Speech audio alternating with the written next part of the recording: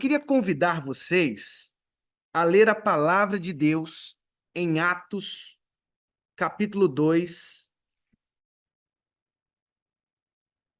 verso 42.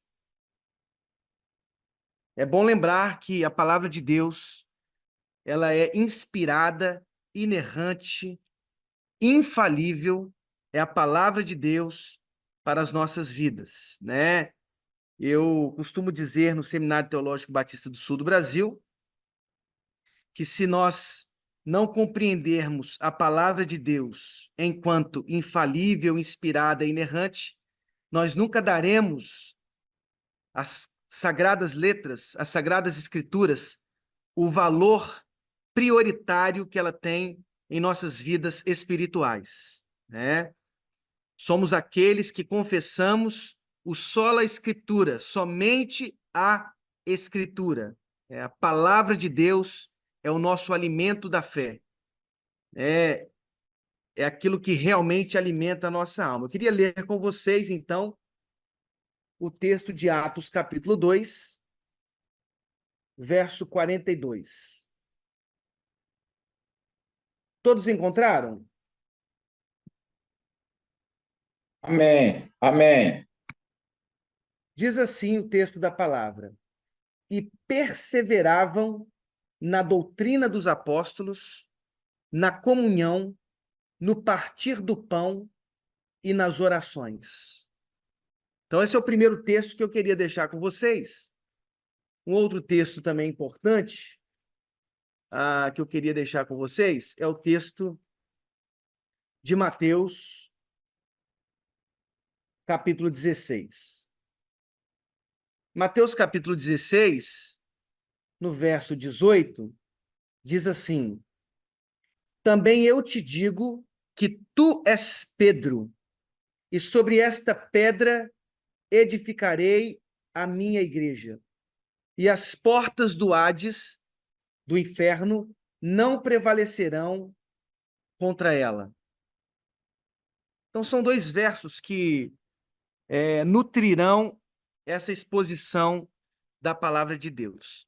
É interessante porque a expressão eclesia é uma expressão grega que significa assembleia. Assembleia. As assembleias antigas, a reunião de pessoas em torno das sagradas letras. Ecclesiam é uma expressão grega que significa assembleia. Na Septuaginta, que é um texto traduzido para o grego alexandrino, a expressão carral, que significa comunidade do hebraico, na Septuaginta foi traduzida por sinagogue ou ecclesiam. Tanto a expressão carral quanto ecclesiam significa essa comunidade, essa assembleia. Em Eclesiastes, nós temos o pregador. O pregador é o correlete. O correlete é aquele que reúne em torno de si, ou seja, em torno da proclamação, o carral, a comunidade. Essa conotação, sem sombra de dúvida, é uma das conotações mais fundamentais para entendermos a Igreja de Jesus. A Igreja de Jesus é uma igreja que se reúne. Ela se reúne. E uma outra expressão importante dentro da expressão ecclesia é a preposição ek, que significa esse movimento de dentro para fora. Ou seja, ao mesmo tempo que a igreja reúne, ela espalha. Ela reúne para a proclamação e ela se espalha também para a proclamação. Então, a Assembleia, a Igreja de Jesus, ela, a partir dessas duas conotações, ela tem duas missões fundamentais. A reunião. Isso é importante, queridos, porque, infelizmente, nos últimos tempos, temos inventado uma expressão que não é bíblica. Desigrejados. Eu não sei se vocês já ouviram esta expressão desigrejados, mas ela não tem nenhum sentido em termos neotestamentários, porque a igreja é aquela assembleia que se reúne. É impossível ser uma igreja solitária, uma igreja fora da comunidade. Agostinho, um dos mais importantes teólogos da igreja, ele dizia que Cristo está totalmente na cabeça e totalmente no corpo. Ou seja, Cristo escolheu a igreja para ser a expressão corpórea, o sinal sacramental de sua presença na história.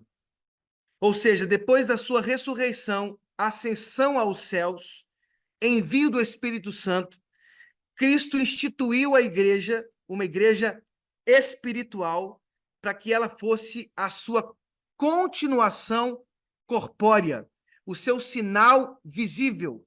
Ou seja, todas as vezes que a igreja proclama o reino de Deus, todas as vezes que a igreja imprime sobre a história humana justiça, paz, todas as vezes que a igreja sinaliza o reino proclamado por Jesus, aliás, não só proclamado, mas inaugurado, proclamado, vivido, encarnado por Jesus, porque ele mesmo disse: se eu expulso demônios pelo dedo de Deus, já vos é chegado o reino dos céus. Ou seja, o reino de Deus foi instaurado através do messiado de Jesus. O messiado que não foi bélico, não foi militar, não foi político, foi um reinado absolutamente amoroso. Cristo estabeleceu, através do amor, dos milagres, dos sinais visíveis e concretos na história, o reino de Deus. Aquilo que nós chamamos de Basileia tu teu reino de Deus. Uma das coisas importantes que nós precisamos observar dentro dessa expressão grega, ecclesiam, é que às vezes essa expressão ela aparece acompanhada de uma adjetivação muito fundamental. E eu cito para vocês Atos 20 e 28. Não sei se vocês conseguem abrir o texto de Atos 20 e 28.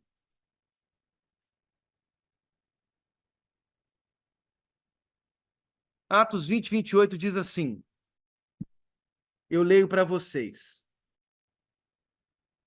Atendei por vós e por todo o rebanho, sobre o qual o Espírito Santo vos constituiu bispos para pastoreardes a igreja de Deus, a qual ele comprou com o seu próprio sangue.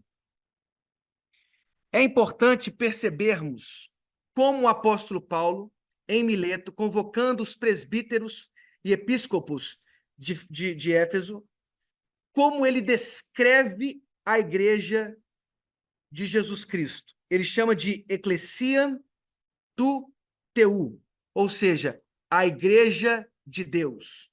Quando ele escreve sua carta aos Gálatas, no capítulo 1, ele diz assim, eu persegui com violência a igreja de Deus. Ou seja, a igreja é aquela comunhão, a comunhão dos santos, dos remidos, dos justificados, dos salvos em Cristo Jesus. A comunhão daqueles que se reúnem em torno das Escrituras para adorar Cristo, que é o Senhor das nossas vidas. Ou seja, a igreja é esta assembleia que se reúne, que se dispersa com o objetivo único da proclamação de Jesus Cristo como Senhor da nossa história. Esta instituição, igreja, ela é de Deus, segundo o apóstolo Paulo e segundo Atos dos Apóstolos, através do próprio apóstolo Paulo. Ou seja, todas as vezes que vamos contra a igreja, nós temos que nos lembrar, estamos indo contra o projeto único e salvífico de Deus para a história humana. Deus não tem um plano B, ele tem um único plano. Quando Cristo se ascendeu aos céus, antes de se acender, ele disse, prometeu um consolador, um paráclitos, um intercessor. Vocês não estarão sozinhos. Ele ensinará a vocês tudo o que eu transmiti a vocês. Quando Cristo se ascende aos céus, ele envia o Espírito Santo, lembrando aí da profecia de Joel, em Atos capítulo 2, quando o Espírito Santo, um som como de um vento impetuoso, enche toda aquela comunidade que estava ali reunida na festa de Pentecostes, uma festa realizada 50 dias após a Páscoa.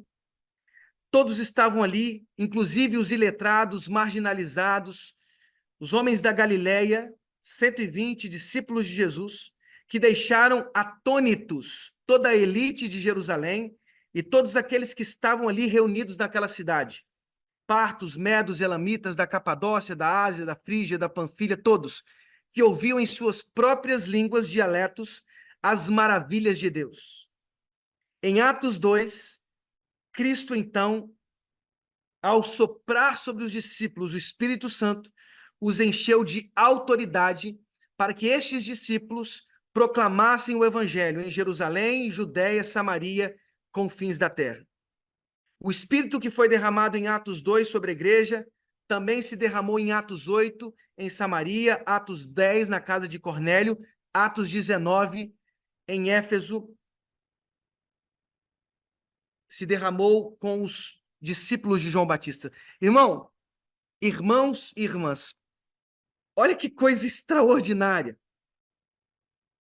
A assembleia que se reúne em torno da Escritura, a assembleia que se reúne em torno de Cristo, o redil de Deus, o rebanho de Deus, a noiva de Cristo. Quantas imagens nós temos do Novo Testamento? O corpo de Cristo, esta assembleia que é de Deus, que se dispersa com o objetivo único de proclamar o Evangelho. Esta igreja somos nós. Nós temos o privilégio, o imenso privilégio de sermos chamados povo de Deus, corpo de Cristo, rebanho de Deus, redil, cuja porta é o próprio Cristo Jesus, segundo João capítulo 10. Nós temos a imensa gratidão por fazermos parte do corpo de Cristo Jesus. Isso é extraordinário. Nós que éramos filhos da desobediência, nós que estávamos escravizados nos nossos próprios delitos, segundo Paulo em Efésios, nós que fomos arrancados do império das trevas, como diz o texto de Colossenses, nós temos o grato privilégio, a alegria de sermos chamados de Ecclesiam tu Teu, Igreja de Deus, Assembleia de Deus, povo santo, sacerdócio real, nação santa, povo de propriedade exclusiva de Deus, a fim de proclamarmos as virtudes daquele que nos chamou das trevas para a sua maravilhosa luz, como diz a primeira carta de Pedro. Ser igreja de Cristo Jesus é carregar algumas insígnias importantes. E eu queria que vocês, a partir de Atos 2, 42, entendessem quais são as marcas, irmãos, distintivas da igreja de Jesus. Bem, a primeira marca que eu queria deixar com vocês, que está lá em Atos 2, 42, é que aquela igreja perseverava na doutrina dos apóstolos. Uma igreja que é redil de Deus, rebanho de Deus, corpo de Cristo, templo do Espírito Santo, tem como marca distintiva a paixão pelas sagradas letras. A doutora Keila está estudando a história da igreja e uma hora ela vai chegar num homem chamado George Miller, um dos grandes avivalistas da história da igreja. Nas nossas aulas, né, Júlio, falamos sempre sobre ele. George Miller leu 100 vezes a Escritura de joelhos. 100 vezes de joelhos.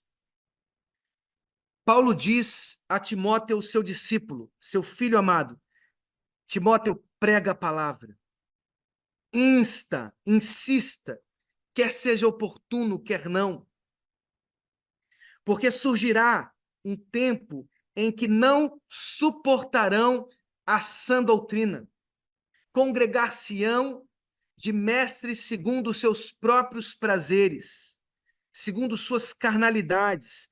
Queridos, nós vivemos tempos líquidos, segundo Bauman.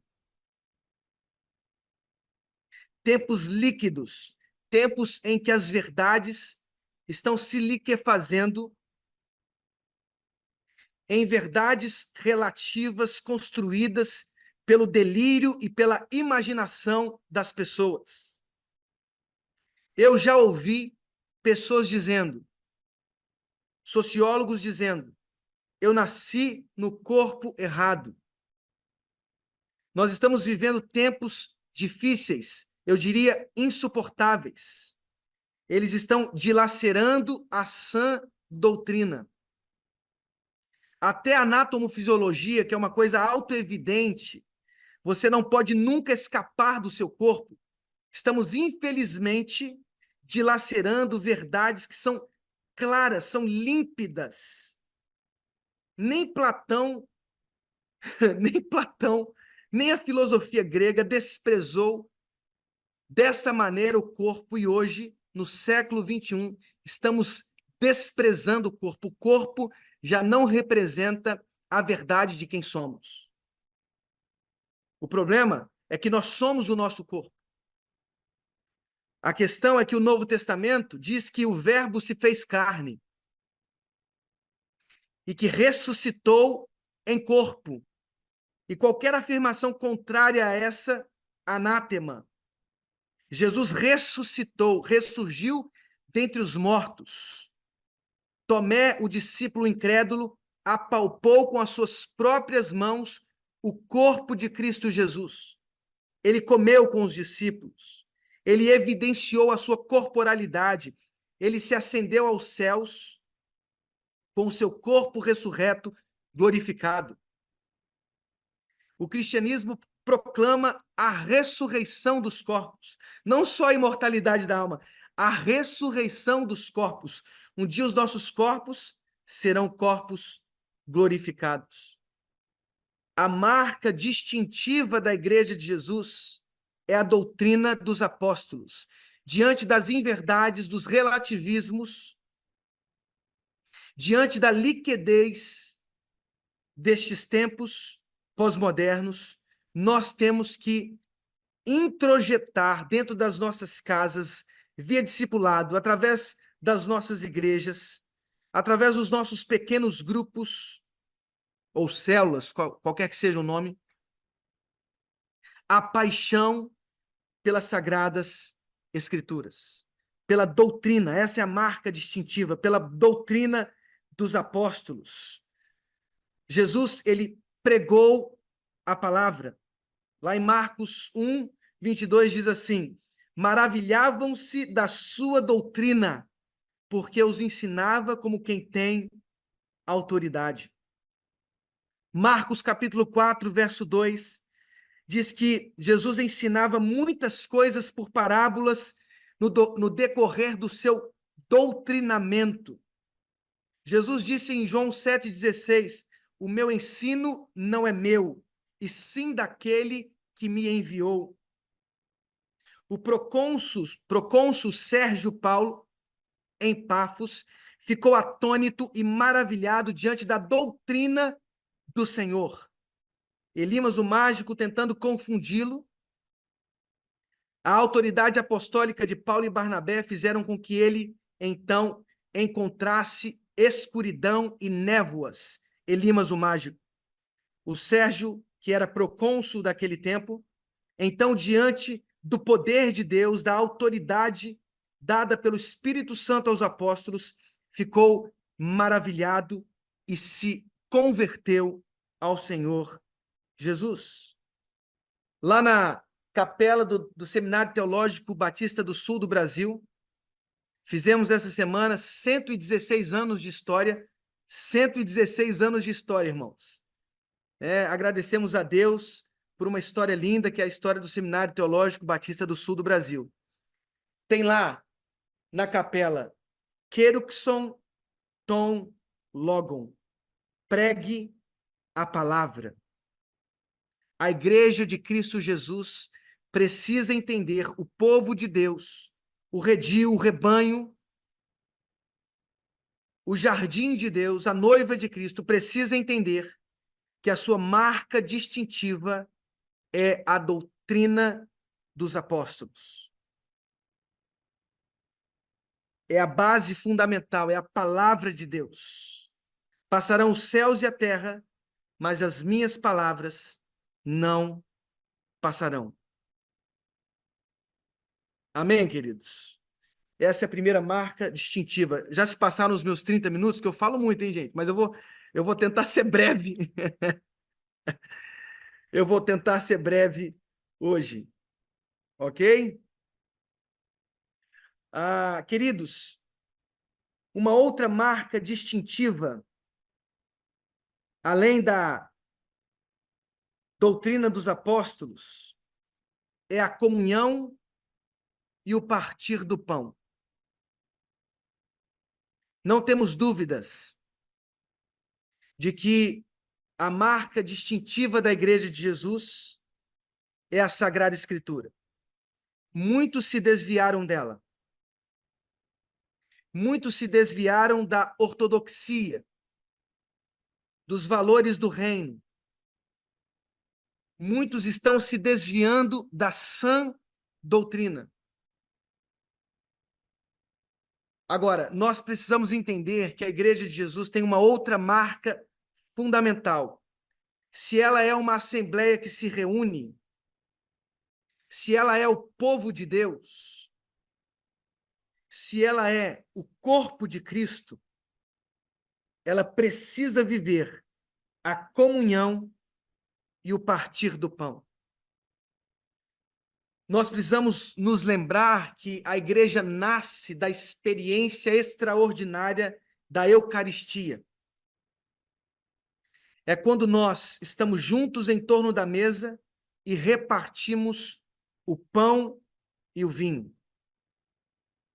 Há uma passagem muito curiosa, e eu preparei, acho que 4 ou 5 devocionais da igreja a respeito de Lucas capítulo 24. Lucas capítulo 24 narra 2 discípulos anônimos. Tem Cleopas o nome, mas aparece só ali em Lucas capítulo 24, a partir do verso 13. Mas é um texto interessante porque aqueles discípulos, eles caminhavam para uma aldeia chamada Emaús, muito próxima de Jerusalém, cerca de 13 quilômetros, 11, 13 quilômetros. Está lá em Lucas 24, a partir do verso 13. Diz a narrativa que aqueles 2 discípulos estavam com os rostos entristecidos, em função das últimas coisas que aconteceram em Jerusalém. Nós estamos falando a respeito da crucificação de Jesus Cristo. Eles estavam tristes, angustiados, e quem apareceu nesta caminhada de 11 quilômetros? O próprio ressuscitado. Ele aparece, começa a caminhar com aqueles discípulos, e ele faz algumas perguntas, eu diria quase que psicanalíticas. É como se Jesus tivesse colocado aqueles 2 discípulos no divã. Essa experiência, então, para Emaús. É interessante entender de forma vibrante a teologia lucana por trás disso, porque Lucas, ele é muito claro quando coloca sobre a partir dos lábios de Jesus, que os discípulos deveriam permanecer em Jerusalém, até que a promessa se cumprisse, ou seja, o derramamento do Espírito Santo sobre a Igreja de Cristo. Eles estavam se distanciando de Jerusalém, Cristo aparece e começa a fazer algumas perguntas que descortinavam as respostas que justificavam as tristezas e angústias daqueles 2 discípulos anônimos. Até que então Cristo interrompe e ele começa a expor toda a Escritura. Mais uma vez, o princípio da sola Escritura. Passando por Moisés, todos os profetas, tudo o que acerca de Cristo as Escrituras diziam, ele proclamou aos discípulos. Até que, ao chegarem em Emaús, os discípulos insistiram para que Cristo permanecesse. Cristo permaneceu. Diz o texto que ele repartiu o pão e aqueles discípulos reconheceram que aquele que com eles caminhara era o próprio Cristo ressurreto. Isso é extraordinário, queridos. Sabemos que a ortodoxia, a doutrina dos apóstolos, que é a doutrina de Cristo, que é a doutrina de Deus, é uma marca distintiva da igreja, mas temos que nos lembrar que não podemos ser pensadores frios, irmãos. A igreja não é uma academia em que a frieza das bibliotecas controlam e regem as nossas ações. Sem sombra de dúvida, somos uma igreja enraizada nas sagradas letras e precisamos ser diante das heresias que infestam a nossa alma e as nossas comunidades de fé, sem sombra de dúvida. Mas temos que nos lembrar que também é marca distintiva da igreja, do redil, do rebanho, do povo de Cristo, do corpo de Cristo, da noiva de Jesus, a comunhão. O partir do pão. Os olhos daqueles discípulos que estavam cheios de escamas, agora poderiam ver nitidamente, porque Jesus repartiu o pão. Temos experimentado na nossa igreja, o Francisco sabe disso, um projeto chamado Madrugada com Carinho.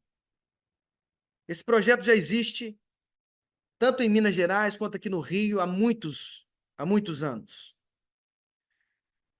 Saímos da igreja 22 horas, ficamos às vezes até 2 horas, 3 horas da manhã, pregando o evangelho de Jesus. Orem por esse projeto. Fizemos na Praça do Patriarca, junto com outras igrejas batistas, o Natal Sem Fome. Naquele dia, internamos 9 pessoas na Cristolândia. Não sei se vocês já ouviram falar da Cristolândia, que é um braço da Junta de Missões Nacionais da Convenção Batista Brasileira. Um projeto incrível que ajuda a ressocializar moradores em situação de rua que estavam na rua por conta das drogas, da dependência química. A Cristolândia age nas cracolândias das grandes cidades. Nas madrugadas do carinho, o que temos experimentado? Repartir o pão, a comunhão, pregar o evangelho. Temos 3 pessoas hoje, atualmente, uma na Cristolândia, outra no Filhos da Promessa, que é uma outra instituição que trabalha com dependentes químicos, e outro já com a sua casa e o seu trabalho, recuperados ou em recuperação, através desse projeto chamado Madrugada do Carinho. Estamos agora, a nossa igreja, terminando de construir o nosso primeiro food truck, um food truck social. Nós vamos sair pelas ruas com um food truck, hambúrguer, pizza, sopas, e vamos colocar as mesas nas ruas, e a nossa igreja vai se assentar às mesas com essas pessoas para proclamar o evangelho de Jesus. Não é só sobre ortodoxia, conhecimento intelectual. Uma marca distintiva da igreja de Jesus é a comunhão, é o partir do pão, é a evangelização, é a proclamação. Paulo disse: ai de mim se não pregar o evangelho. Irmãos, eu li um livro que me fez quase imaginar que eu não era salvo. Foi um confronto que eu tive com o Espírito Santo de Deus. Eu tive vergonha da minha vida espiritual, tive vergonha das minhas ações pastorais e evangelísticas. Um livro, Keila, chamado Por que Tarda o Pleno Avivamento? prefaciado por A.W. Tozer, um dos grandes homens de Deus.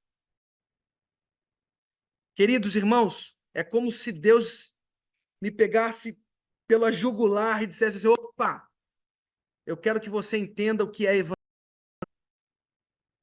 Infelizmente, nós estamos pautando as nossas igrejas olhando para a pequenez das nossas ações evangelísticas, das nossas igrejas passivas, apequenadas em seus muros.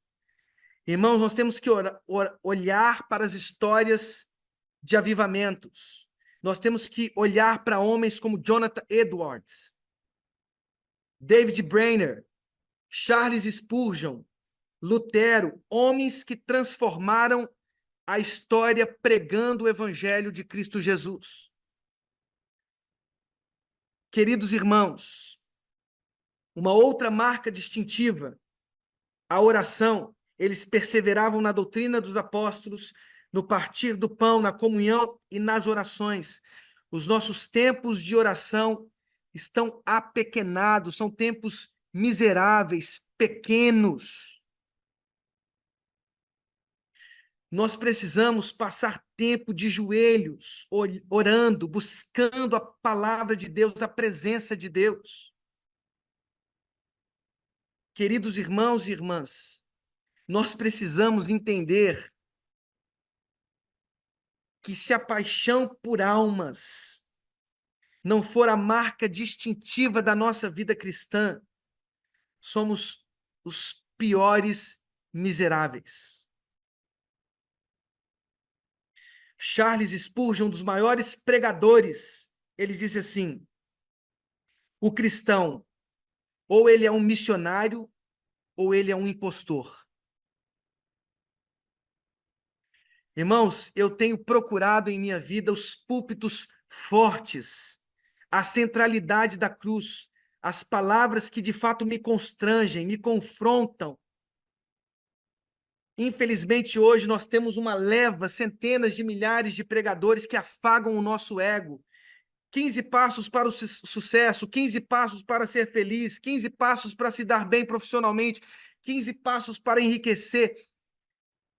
Eu li recentemente Atos dos Apóstolos, eu fiz questão de ler recentemente Atos dos Apóstolos, e a minha leitura se centralizou no conteúdo dos sermões de Estevão, Pedro e Paulo. Irmãos, faça esse exercício, leia Atos dos Apóstolos, veja o sermão de Estevão em Atos 7, de Paulo em Listra, Atos 14, de Pedro, no capítulo 2, 3, 4. Compare os sermões em Atos 17, em Atenas. Compare os sermões do apóstolo Paulo, Pedro, Estevão, Filipe, com os sermões que estão sendo pregados hoje.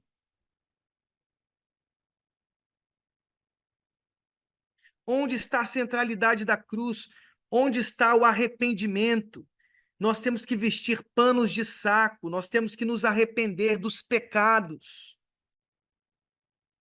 Onde está o arrependimento? Onde estão o povo de Deus colocando vestes, roupas de saco, colocando o rosto no pó, na cinza, chorando pelas vidas perdidas? Estamos politizando os nossos púlpitos, politizando as nossas almas, estamos perdendo a paixão pelas vidas. A morte de milhares e milhares de pessoas que estão indo para o inferno sem o evangelho, sem a fé em Cristo Jesus. Isso não nos faz chorar hoje, irmãos. Tem alguma coisa errada.